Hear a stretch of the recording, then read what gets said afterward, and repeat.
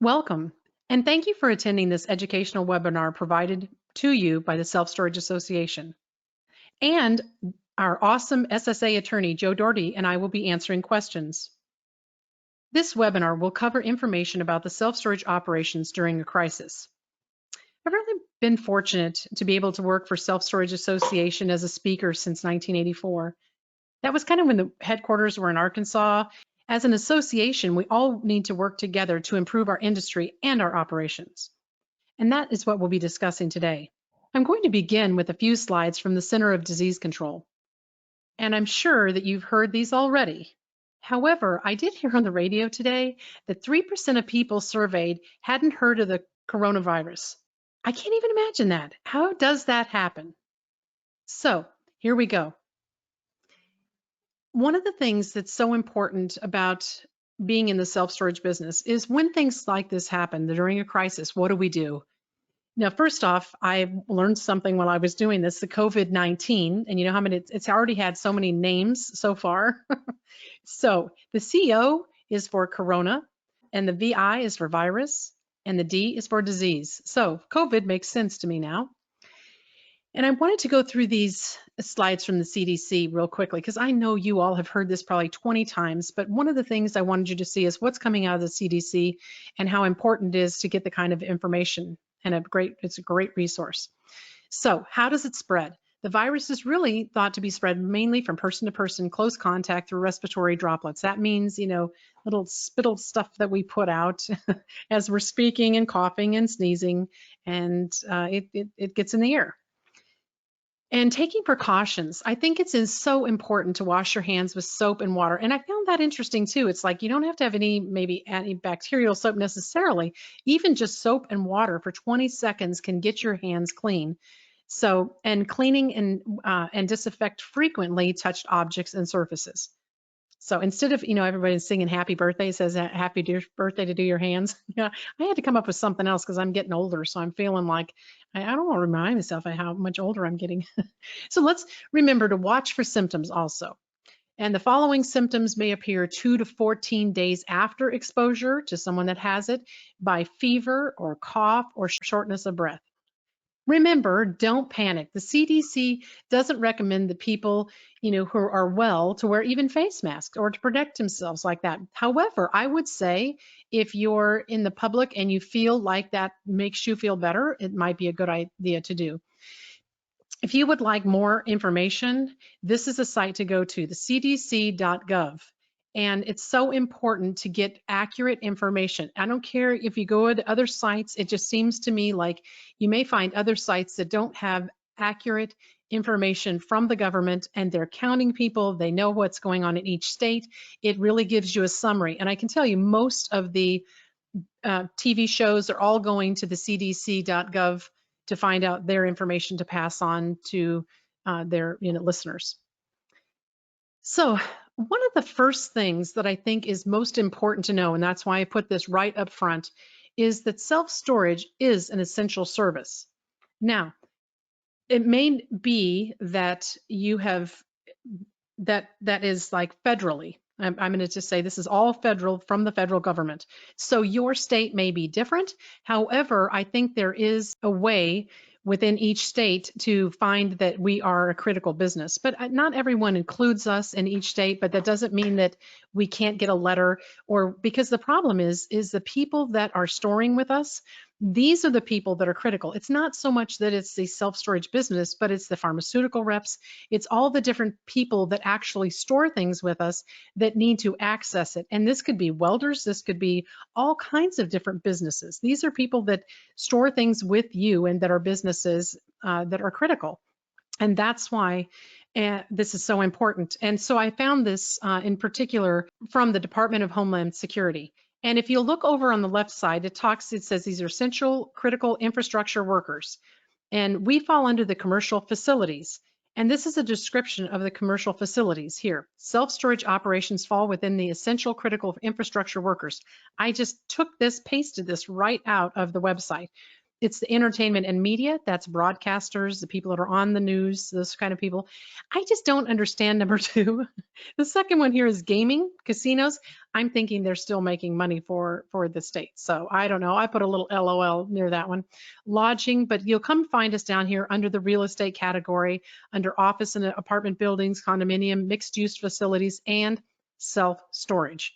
So we are considered by the federal government an essential service. And when I went to the dhs.gov website, I found some interesting information, and I thought this might be a great thing to show you all because it's a place where we can also get other information and other courses and training. And you can see I went commercial facility training, which is us, which is our category. That's our commercial facility sector category. And they want us to listen to some of these webinars like I'm doing now. So these are all things that you can watch and listen to and learn from. And I think why not? If you've got some extra time, especially now, it's a great thing to look at and to training for all of us to have.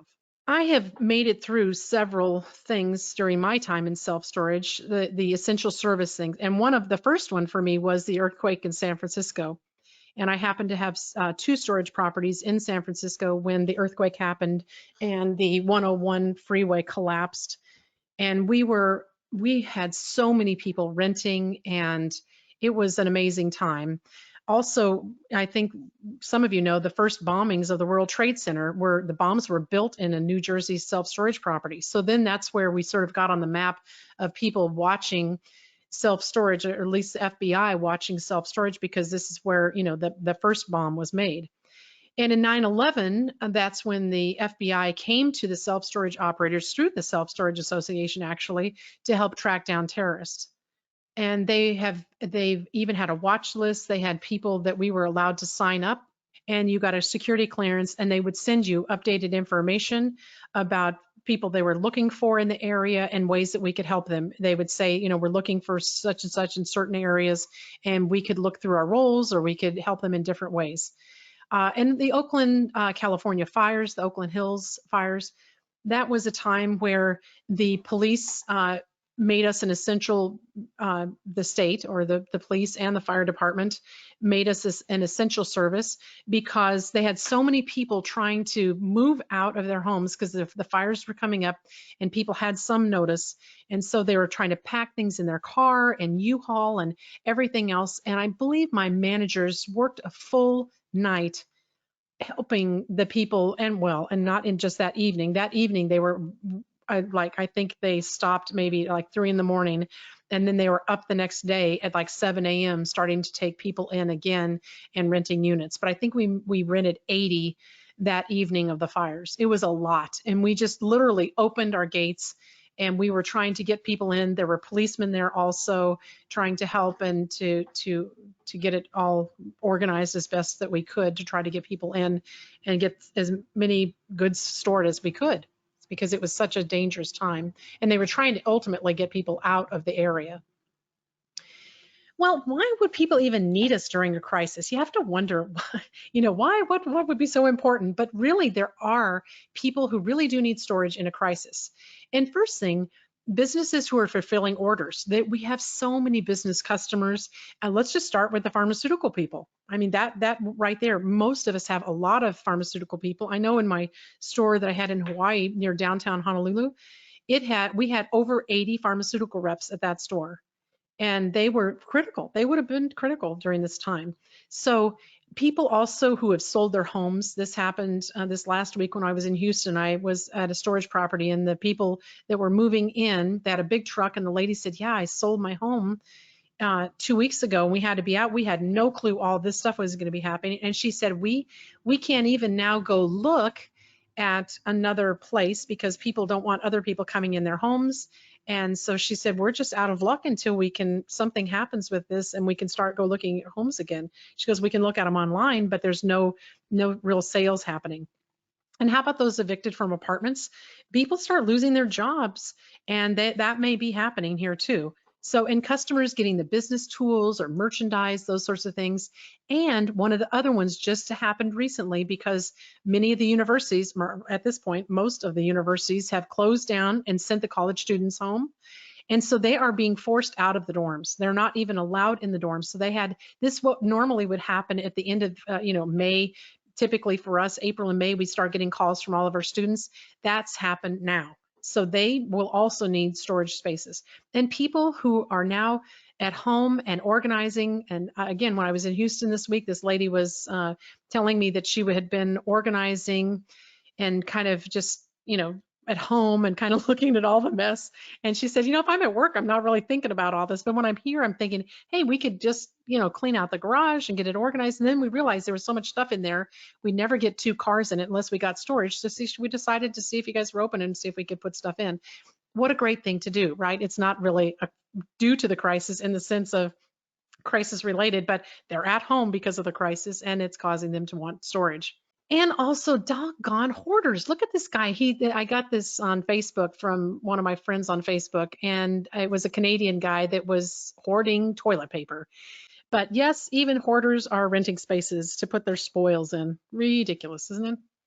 So how about operating the self-storage during the epidemic? This is what's so interesting, is I'm going to tell you that the difficult part about this is that it seems like so many different properties, self-storage properties across the United States, they operate differently. And I think, if you're in Poto, Oklahoma versus downtown Chicago, it's going to be different.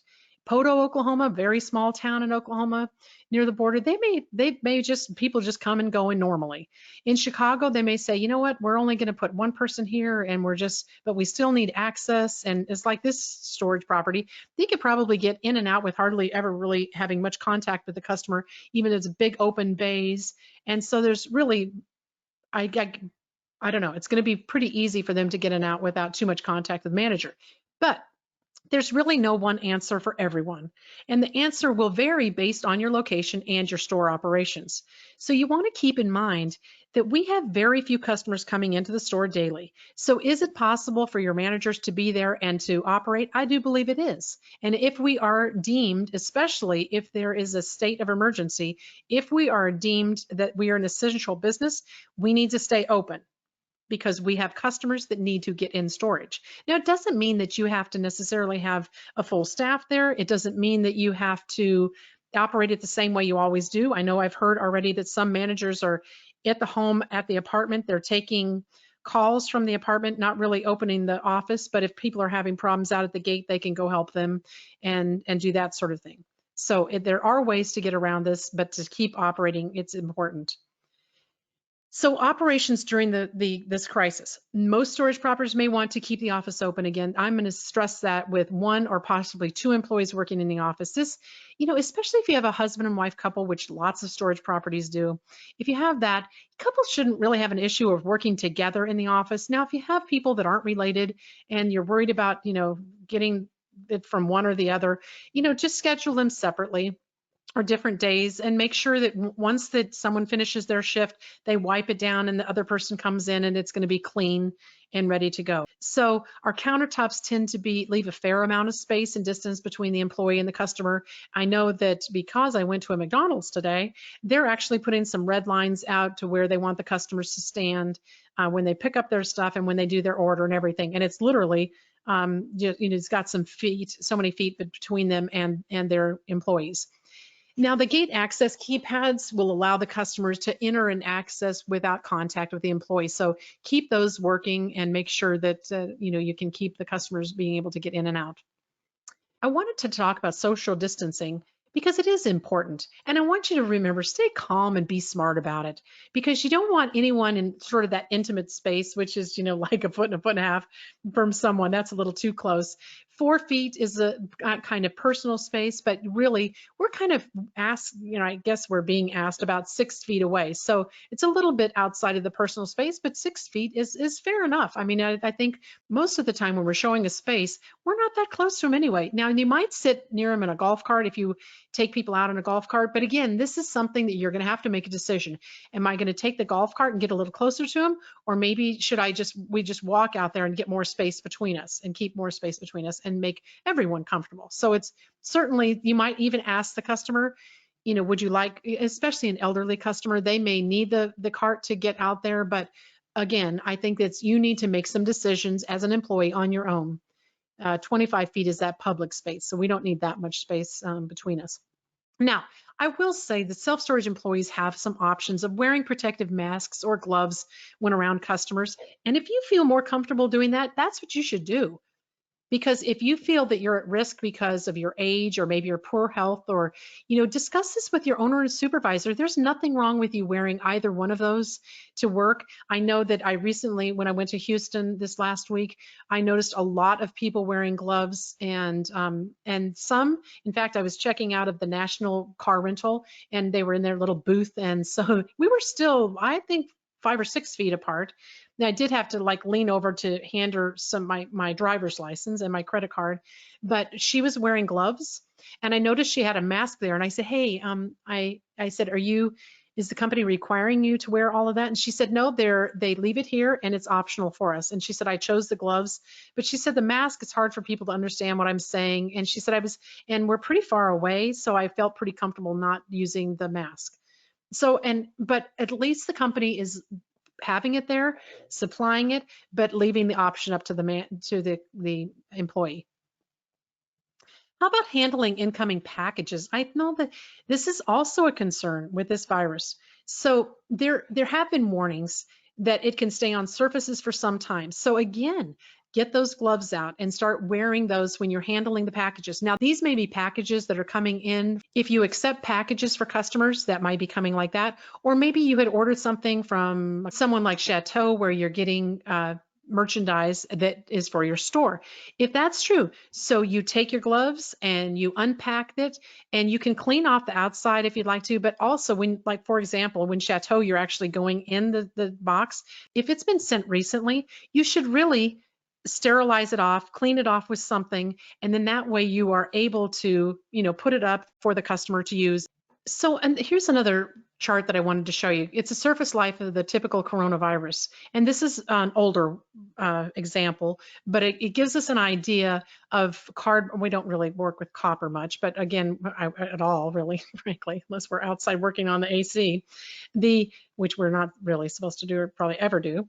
So cardboard, stainless steel, and plastic, yes, we might, cardboard and plastic are most often, but look at, the hours. So it's several days. If you look at it, 48 hours, it's going to be 2 days, and 3 days. So I think, especially if you receive some kind of package, just wipe it off, or handle it. If it's for a customer, just handle it with gloves. And I put Mr. Clean up there because I think, man, we ought to just be cleaning every dang thing we can find, and staying just safe and as clean as possible. The other really weird thing about this is I have always had this sort of thing about keeping all the surfaces in the storage place and everything looking super clean. So I think one thing is you need to do sanitize the bathrooms and the countertops hourly or after every customer comes. If you only had 1 or 2 customers during the day, just do it after every customer. If they go to the restroom, go in and clean it. And make sure that you provide them with soap and in the restroom so they can actually, soap up their hands properly, and remove the trash. Look, this was like, I don't know, maybe it's 10 or 11 o'clock in the morning. And I'm thinking, okay, all of that did not come from the customers in one day. Trash should be taken out daily. That just should not even be an issue. I don't know why sometimes managers leave that like that, but I don't allow my managers to do it. I won't want them to do it. And I know it's wasteful of bags probably, but the reality is that trash is just, stuff waiting to happen. I just rather get rid of it. And it smells sometimes. So be a great idea to just get rid of it, right? So put used customer use pins. Let's say the customer has, you have pins up there to write the checks with or something like that there for the customer. Maybe they say your company name on them, something like that. I saw it when I was in Houston. I saw a storage property that had a little basket, and it had a little note on it saying, put used pins here, we will sanitize them. I thought, well, that's such a great idea. I love them when managers get going like that and they do some great things. So good idea. And remember, boy, those gate and door access keypads, they have got to be cleaned constantly. And I'm going to say this is one of my pet peeves, like just operating in general. It is so important to keep those keypads clean. Look at these 3. Okay, the 2 on the top left and the bottom one are horrible. I would be replacing those. They look terrible to me. And I'm not sure why that one is in so much concrete, but I guess somebody's hit it a time or two before and they decided to just concrete it in. The one in the upper right, I was going to use that as a great example, but look at the 3 and the 4 and the 5. It kind of has these, those must be common numbers, but they have the grimy stuff on there. And I guarantee you, you can get that off with cleaner. And I would say to my managers, you got to keep this thing clean. If you get that much grime on it, it's important to get rid of it. So, and this isn't just a crisis issue. I think this is something we should do all the time. This is a normal cleaning, if you ask me. Now, I guess this includes the rest of the property. So let me go through some of the things that I came up with. And one of my, if you've ever worked for me, the motto at my store is if you can lean, you can clean. That is the truth. I want you out there sanitizing the office, the countertops when a customer leaves, and that means doorknobs, the restrooms if they went in there. If you have a kiosk, get out there and clean it during the day or wherever that, it could be inside or outside, but most of the time it's outside. The elevator, if you have an elevator, not only, I know I was after my daughter today about this. I'm like, did you clean the elevators? And not just the ones like where you're calling the elevator to get to where, but you have to do the inside too. So you can't just do the outside. You got to do the out and the in, because she was forgetting to do the inside. I'm like, did you do the inside? She goes, oh yeah, I forgot that.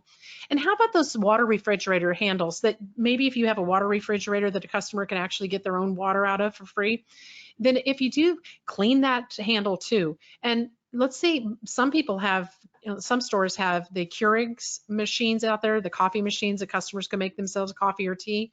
If that's true, clean all of that stuff off. Keep it all clean and really nice looking. And again, the office pens, and remember to wipe down your keyboards throughout the day. Even with, if you have multiple people in the office, keep your own keyboards clean.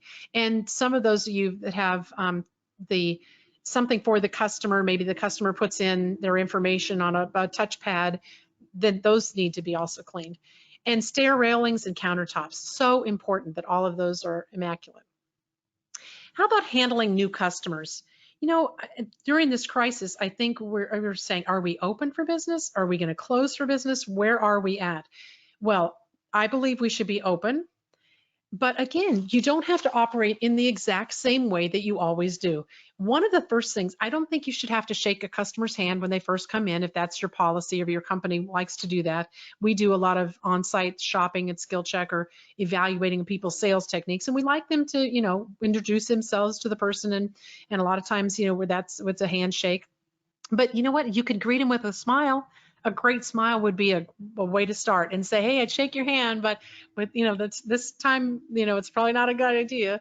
So, and the second thing is try to keep a few feet away from them. You don't have to be, really too cozy with them. Keep your 4 to 6 feet away from them, something like that, to be able to help you feel better about the interaction. But still show them the space. I just can't tell you how many times I've had people not show the space, and then we have transfers because the customer gets out there and say, oh, I didn't realize it was a roll-up door and not this one. Oh, I wanted it, drive up instead of the interior hallway. Oh, it's too far down the hallway. I mean, there's every excuse in the world, and it's much better to show them the space, or that they even get the wrong size. That's pretty common too. The next issue is about auctioning customers in lien. And I want you to beware, because this is not the time to do it. And I know, this is a business decision that you may have to make. However, I will tell you, those states that have a state of an emergency, and the state has said that we are now basically in lockdown. We're trying to get everyone to stay at home. We are taking over, basically. California is one of them right now. So this is a business decision an owner should make, but personally, I would stop all auctions online or on site, and you could negotiate a payment with someone to get them out. I know that that's not always work because they don't have money to get to begin with. And now it may be even harder, but try to get the customer maybe able to get a partial payment and move out. But now is not the time to auction someone off. And again, if there is a state of emergency, it could be against the law. Rent increases. This is another really hot topic because some states regulate or cap the price increases. And California, I put as a little example of California up there. It's a state I've operated a lot of stores in, and that's one of the states that does have a cap of 10%. And I can give you some resources from the Self-Storage Association where you can find more information. But a crisis is not the time to increase rates. It is so critical during a time like this, especially when so many things are happening, so many problems that we're trying to address. People are in distress and in need and in a bad way. And for us to, I mean, I'm going to see it's going to be very arrogant if we go out and start doing rent increases.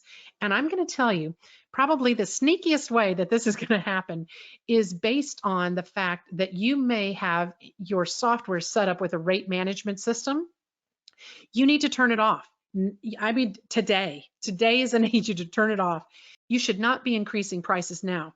And for those people under the state of emergency, you won't be allowed to. Most of the states are saying you're not allowed to price gouge or increase prices or anything during this time.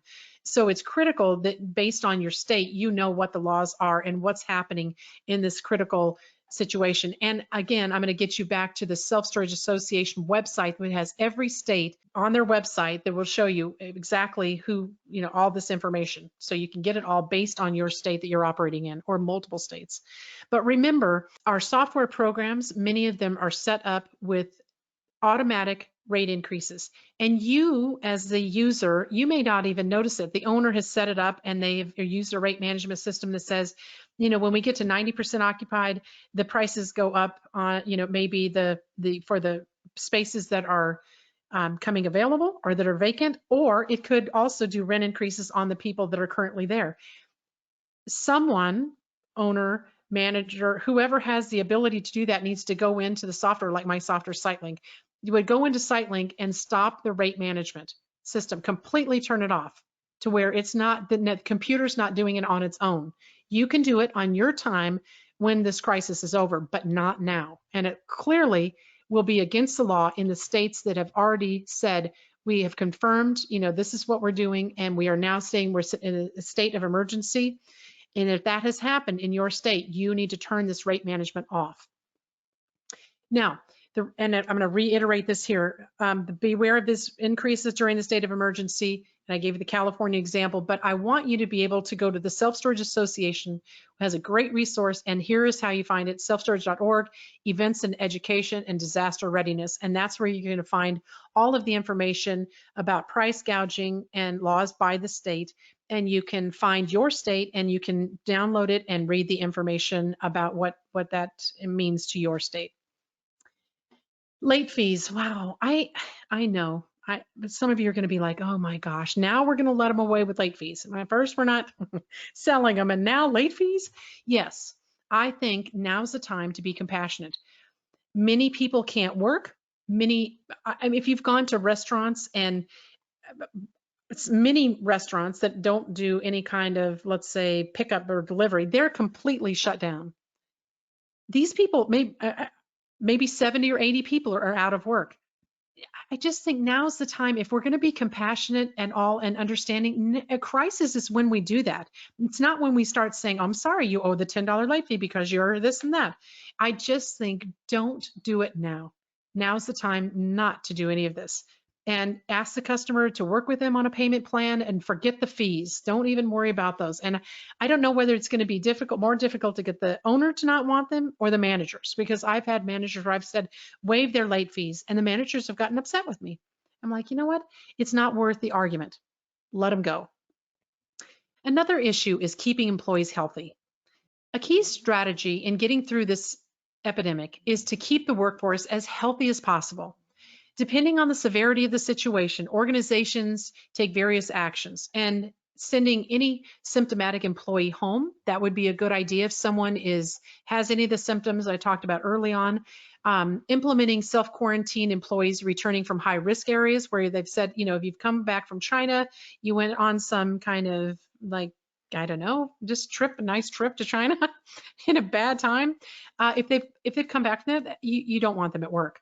Limiting face-to-face meetings. If you have, you normally get everyone together and you do training, something like that, you can forget those for a while.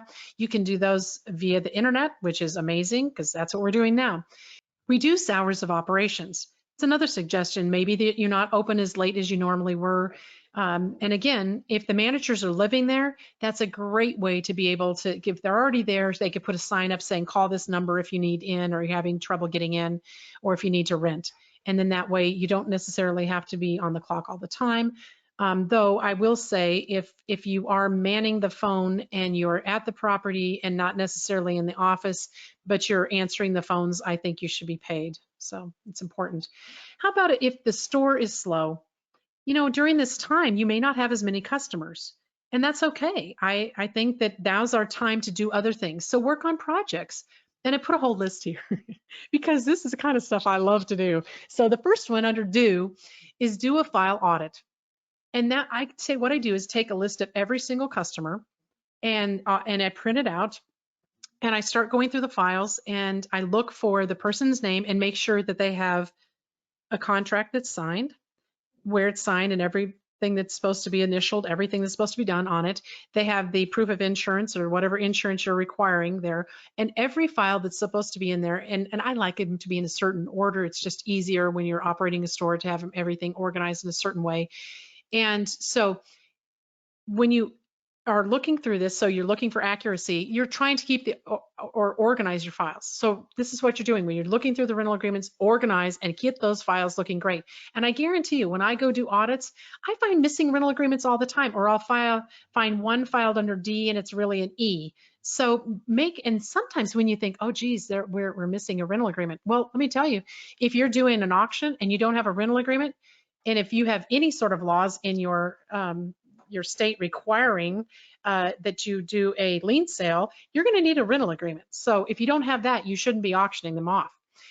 But a great time to clean and organize. So get out there and clean and organize your maintenance room, your files, your office.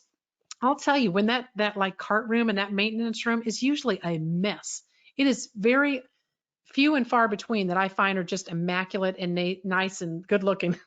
It's just they're some of them are pretty bad. And sometimes we even take customers to get in the cart, which is in the maintenance room. And it just is like, wow, it's so messy. And I went to several of those this last week and I'm thinking, wow, well, this is pretty messy in here. And remember, continue doing your physical inventories on the property. It's so important. You need to know maybe someone moved out. You need to be able to continue to do those physical inventories. And don't forget to do the same with your merchandise. Do an inventory of your merchandise and make sure your merchandise looks good. Maybe turn it around a little bit. You got extra time, clean it off and make it look good and merchandise and make it look really appealing. And the other thing is start looking at some of your signage. Go around the property, make sure the signs are professional, no handwritten signs, anywhere. And remember, you can always, if you have nothing else to do, you can watch some videos. And at Skill Check, we have training videos, and you can go to this link here at youtube.com, user Skill Check services, and you can find all kinds of cool little short videos that I've done on rent increases and a lot of other things. So it's a great way to keep yourself busy if it's slow. Thank you so much for listening to this webinar and for the Self-Storage Association to bring this to you. I hope you're a member. I'm assuming that if you're listening to this, you will be a member, but it is so important for us to stick together as all together with an association. It makes us much stronger, especially in situations like this. And so if you need to get a hold of me, you can get it. Find me at carol@skillcheck.com, or you can call my office at the 800-374-7545, and I'd be happy to talk to you or get you some resources or whatever you need to be able to help you handle this crisis. And thank you for listening. Jenny, any questions? There are some, let me see here. None about cleaning, I'm assuming. No, some of them added, some of the states are continuing to add counties to their stay-at-home order, or the entire state. How does it affect self-storage in those counties? Joe, do you want to take that? Yeah, so that's something we address in our document. I'd be happy to discuss with the specifics of that with anyone separately. But again, those local orders that are in place, I'll say with the exception of California, which I'll get to in a minute, the local orders that are in place are allowing storage to continue to operate. We've seen one in Dallas, Texas, Fort Worth, Texas, Miami-Dade County, Florida, and a few others. Storage can continue to operate in those states. There are some local health orders in place, primarily in LA, and then some counties in the San Francisco Bay Area. that are fairly narrow in the businesses that can continue to operate. It's our view that storage is included, but you might get some pushback, I'll say, from the local police who are deputized to enforce those local health orders. We heard from a member earlier today who had a police officer show up and say, "Hey, what are you doing open?" And so if you get that type of if you get that type of police response, please do let us know that so we can monitor that situation and respond accordingly. That particular member wasn't shut down on the spot, but the police said they would be back in a week to assess the situation further. So that's something, if that's happening, we want to hear about it and be able to get out in front of those issues, because I think we're frankly going to have quite a bit of differing interpretations of a lot of these local orders in California. And that was in California, huh? San Francisco Bay Area, you said? Yeah, it was in San Jose. San Jose. Wow. Yeah. That's interesting. Yeah, but there's also I'm sure the folks on the call who are in California, and this, Carol, being out there, there's also a statewide shelter-in-place order, and yes. Our reading of that order is that it should trump the local orders, but the governor has refused so far to say that. He's been kind of dancing around that issue, so it's given the local jurisdictions the ability to continue to enforce their more stringent orders. Well, I think it's interesting because we're not really driving around. Our employees aren't driving around doing stuff and interacting. We're hopefully the people are just coming in and out of our gates to be able to get to their goods that they might need. So I can see that if we were traveling around, it might be a little bit different. But yeah, I see that they would be trying to enforce that probably, unfortunately for us and our customers. Jenny, any others? Yeah, thank you. Here's an interesting one. What can you do for new clients that tell us they are positive for COVID-19? Do you accept them as a new tenant, or how do you protect them? And how do you protect your other tenants? I'm assuming if they're saying that they're tested positive, we're going to want to keep at as much distance as we can possible, right? I mean, I think I could figure out a way to let them still be a client, but I'll tell you, just the whole process of them, if you've got like digitally, they're touching the touch pads and things to get all of their information in for their credit cards or whatever it is, there is going to be a risk in that. And I think you're going to have to make a business decision whether you want to have them as a renter or not. If I'm sure that there are some people that try to make it through that, assuming that they could. That's why if you provide a mask or gloves for someone that we could probably get them to where they could store theirs. And there might be some really, desperate need that they might. I'm not just saying that this is someone that just. They might have all their goods. They got kicked out of somewhere. I don't know what the situation is, but it might be pretty dire that they needed storage. So I would try to make it work. But again, I think that's, also a manager-driven thing. If you have an older manager, they're at much greater risk than a younger manager, even though we know now that younger people are still getting sick. But it would be a tough call for me. I think my managers would have to make that call and try to be as kind and nice as they can. You have anything to add to that, Joe? No, but let me address another issue that had come up earlier, Carol, when you were talking about the lien sales. Mm-hmm. So far, we have not seen much in the way of absolute prohibitions on doing lien sales. Yeah. I do expect more of that to come, but a couple state-specific points I wanted to make there is that New Hampshire last week, the governor issued an order banning all judicial and non-judicial foreclosures. And my interpretation of that order, although I don't think the intent was to get at self-storage, but my interpretation of that order is that would ban self-storage lien sales in the state of New Hampshire until further notice. So if you're in New Hampshire and you're looking at conducting a lien sale, what I'd say to you, if you really are intent on wanting to do it, is that you consult with your legal counsel before you do so, because that order is a potential issue, and I'd hate to see you get into where you're being sued for wrongful sale based on a violation of a governor's order. The second state is New York. This came out just on Friday in the governor's. It was a lesser discussed part of the governor's shelter-in-place order there, banning all foreclosures and evictions of both commercial and residential tenants. Again, my interpretation of that, I think it's I'll say it's a conservative interpretation, but my interpretation of that is that it would reach self-storage lien sales, which are a form of foreclosure. So again, if you're in New York State and you're looking to do a lien sale within the next 90 days, that one's limited to 90 days. So if you're looking to do a lien sale in the state of New York within the next 90 days, you want to consult with your counsel and ask for their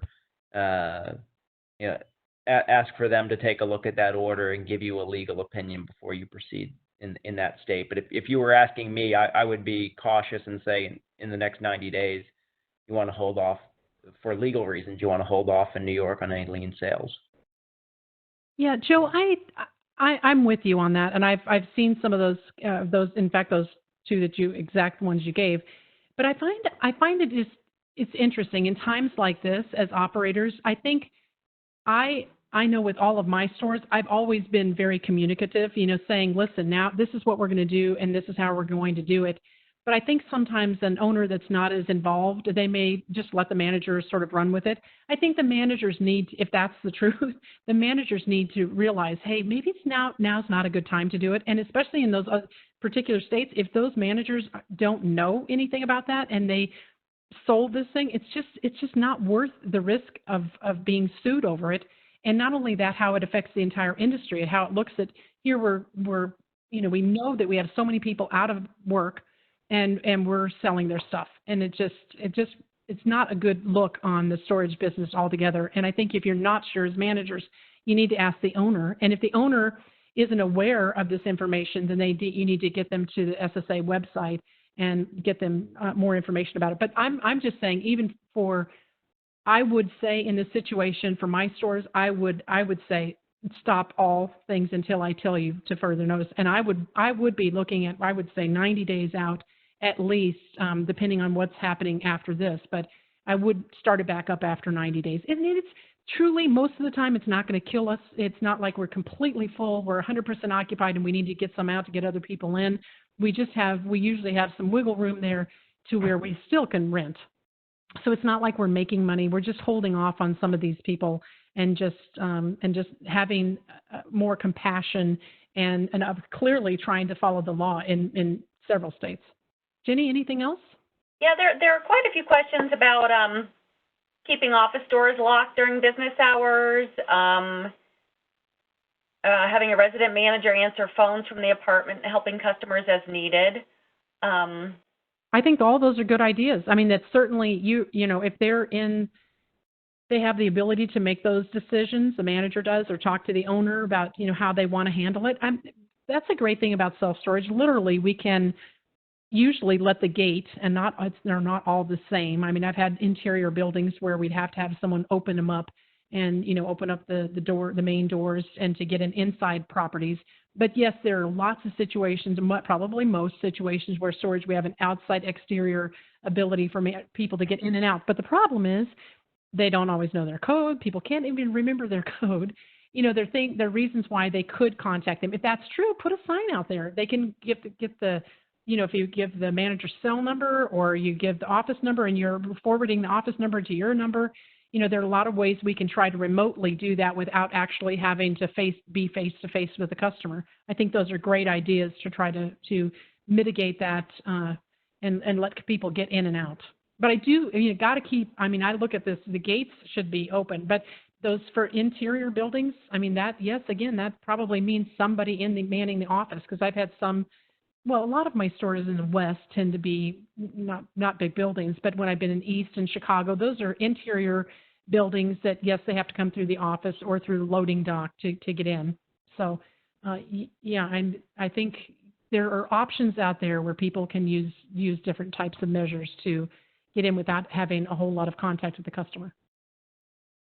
Carol, those are all really great points, and I agree with everything you said there. A number of the items that you mentioned, and you mentioned earlier, like the social distancing and work from home options and things of that nature, those are in several cases mandated by some of the governor's orders that have come out. So that's something we put out alerts to our New Jersey, Illinois, Nevada, Pennsylvania members, a few other states. Keep an eye out for that information. I hate to be so salesy about this, but a lot of it's going to be is going to be on our website. So keep an eye on that information because in some of these cases, these good practices Carol mentioned are not only good ideas, but they're mandated. Mandated. Yeah. Good point. Yeah. One of the attendees here is asking, for example, if you have a resident manager answering phones from the apartment, helping customers as needed, how should those hours be recorded? Well, as an operator, if I have them, for me, I would be paying them. I just pay my managers through this whole thing. And I know some people would say, well, they're not, really manning the office, but if they're even in their property, whether it's in their apartment or wherever, and they're on call to answer those things, to me, that means they're working, or they need to be sort of working, but in a safer environment. I think sometimes you penny wise and pound foolish. I would pay them regular hours. I know that's just the right thing to do, right? Yeah, I'm not even going to add my legal comment on that. It's just the absolute right thing to do. So, Ginny, if I could just jump back for a second to the pricing restrictions that Carol touched on, and just give a little bit more information about that, and again drive folks to that resource that my colleague Daniel Bryan had put together, and that Carol referred to earlier. The states generally fall into a couple different categories on that.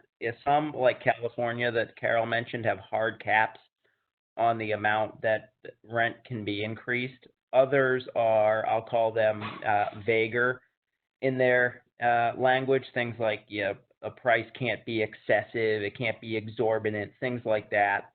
And then there are some states where you literally cannot increase prices at all.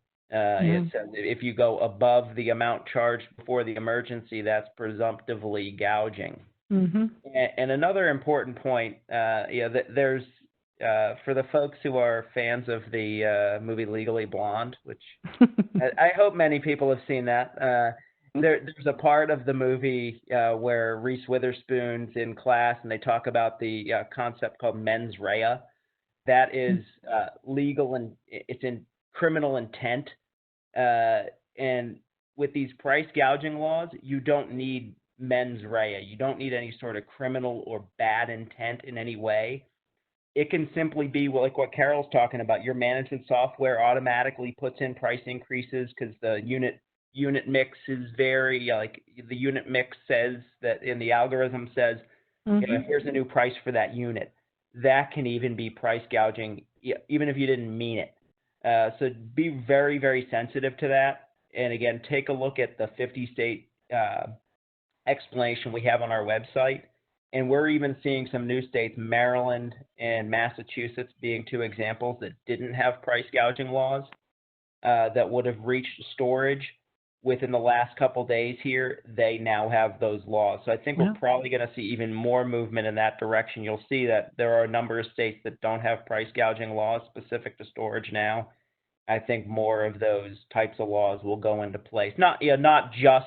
I don't think they're going to be just storage. They're going to go after all variety of goods, and services. But that's an issue you want to be sensitive to. Joe, I like that answer, and I don't know how much you know about the different softwares out there, but the manager may not have the privileges rights in the computer to be able to go do that themselves. Right. So they need to not only tell the owner, but they need to also email them, however they're interacting with them, they need to let them know that needs to be turned off of the software it's just easier to completely turn it off than to try to manipulate it now to where it's 0. So just be easier to turn the whole process off for this short period of time. And then when they've, we get through all of this, they can turn it back on. But truly, I mean, I bet there are managers that don't know that their owners have even set that up in the software because it's just done automatically. They may not have the privileges, the computer rights or privileges to go in and do those changes. But you're right. There's going to be an algorithm that'll say just when this person moves out, it's going to jump $50 or whatever price that owner had put in there, percentage-wise or dollar-wise. Yeah. And it needs to be handled sooner than later, right? Right. Yeah. Jenny, any more? Here's one that's interesting. I've heard that many large corporations, such as the banking industry, are providing corporate letters to employees having to travel. Is this something that we should consider doing as an essential business? Joe, do you want to do that? Or do you want me to? Go ahead, Carol.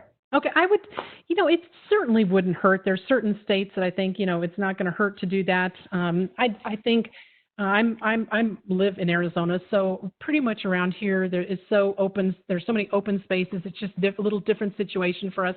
But I think for my California locations, I would be giving them those kinds of letters. So at least they might have something to go back on to say, here's what we're doing, and this is why we're out and about or doing something. But most of the time, the managers are at the property anyway. It's not like sometimes I have to bomb them just to get them out of there because they like staying around the place and not getting out in the traffic. But again, it wouldn't hurt, and I think that's not a bad idea. Any more, Jenny? Yeah, and I know you've sort of answered this, but that we are getting quite a few on if price increases were sent out before March 1st, or if lien notices were sent out before March 1st, should we cancel those, even though the customers were already notified? That seems to ring through to a lot of these questions. Yeah, I would. Joe, what do you think? Yeah, I mean, if your rental increase is going into effect after a state of emergency, which at this point, almost every state, maybe not Idaho, I think they might be the last frontier on this. There are a handful of states that haven't issued states of emergency, but virtually every other state has. And if your price increase or your rental increase is going to go into effect after the state of emergency is declared, I'm not saying don't do it at all from a legal perspective, but you certainly want to make sure it's within what your statute allows if it's going to go into effect after. It's simply saying that you sent it before the state of emergency is not going to give you cover. Right.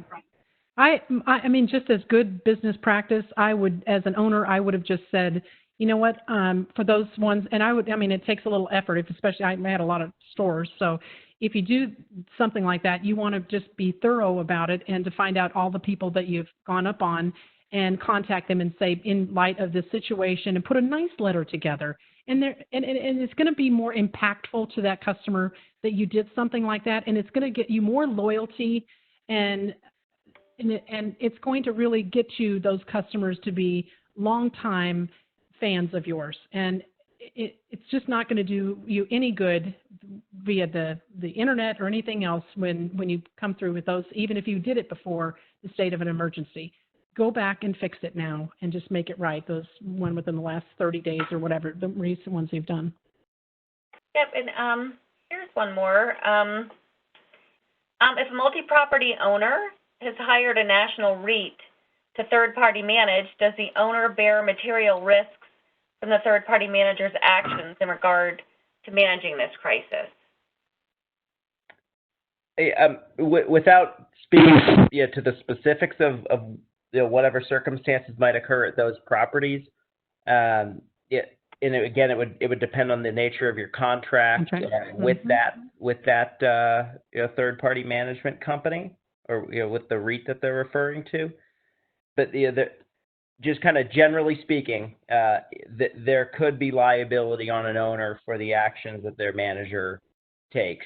There are a variety of legal concepts that you are responsible for your quote-unquote agents when they're acting in the course and scope of their contract or employment. If they go completely rogue on you, that's a different thing. But if they're within the course and scope of their contract and or their employment for an employed individual manager, there is at least potential liability for the owner. So if you're that owner, you want to make sure that you're having some oversight. Have your legal counsel talk to the management's legal counsel. All the REITs have in-house attorneys. Make sure that those lines of communication are open and that you're on the same page on how you're going to proceed on lien sales, late fees, pricing, and things of that nature. Hey, Joe, I want to add to that. I think that being a third-party management company, I think at the time if an owner had sent me a letter saying, what are you doing in these situations, I think that's what you should be doing, sending them, something in writing saying, how are you handling these situations? And, I know that, we want to comply with the law and be conservative about it, compliance. And again, get your attorney involved or something if you want to, but I think you could certainly do it with your own letter to start with, but, getting an attorney, little help on this would be good for, to reduce your exposure. Joe, do you have anything to add? Yeah, if I could ask Carol a question. I'm seeing some questions come in here from members about what they should do in non-payment situations, short of a lien sale, and should they keep up their normal practices of sending lien notices? Should they do those phone calls, texts, other ways of communicating with customers about payment? What do you recommend in that regard, Carol? Yeah, I don't think it would hurt to do a call or an email reminder about the rent, because sometimes people just forget. Okay, it's just, it's not even that they don't have the money, that it's just a reminder. But I think any collections beyond that, and again, as I said, I wouldn't be auctioning at all during this time. So I would say be prudent about it. And like if you're in California, the pre-lien and lien, I would just stop all that. And I've turned it off the software, because otherwise the software is going to continue wanting to send those or thinking you're sending them. So it'd be better to just that's how I would do it. I would turn it off the software for now. And then when this state of emergency is over, then you can pick it back up, because there's no point in letting those fees and all the information just act like it's going out and the software saying it's going out in the notes when you're really not sending it out. So I would operationally fix that in the software. Thank you, Carol. Yeah, that answered like 5 or 6 questions. So thank you. Good.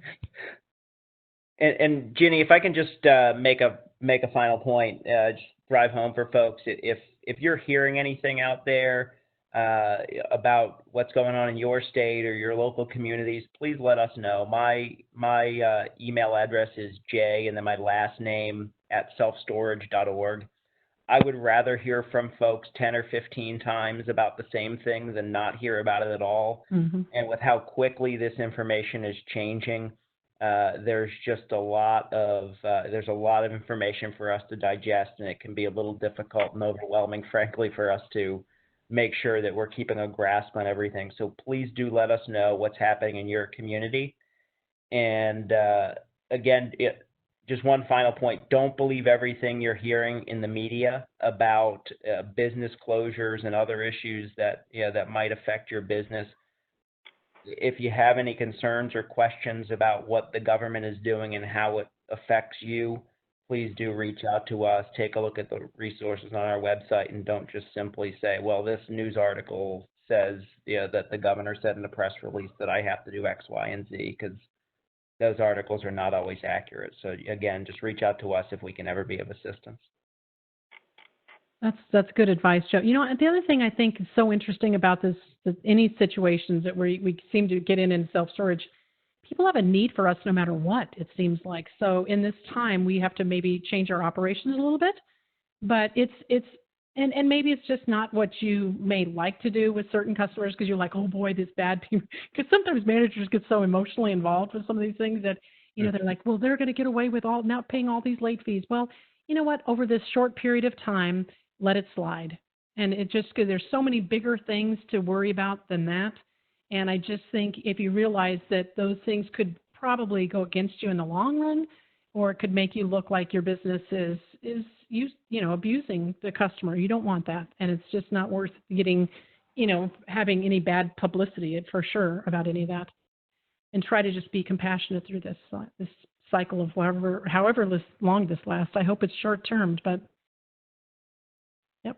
Jenny, anything? Yeah, thank you. I think that did, and that certainly covered quite a few questions that I'm seeing where they want to charge $3 per month charge, call in and pay for their rent. Yeah. I think Carol, you just hit the nail on the head. Try to be compassionate during these times. I mean, yeah, I actually know some large companies that do that. I would not do that.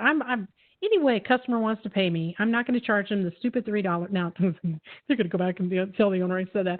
But I just think it's ridiculous. Anytime I can get pay from any way possible, I think that's great. And I just think charging people extra for it, it just makes people mad.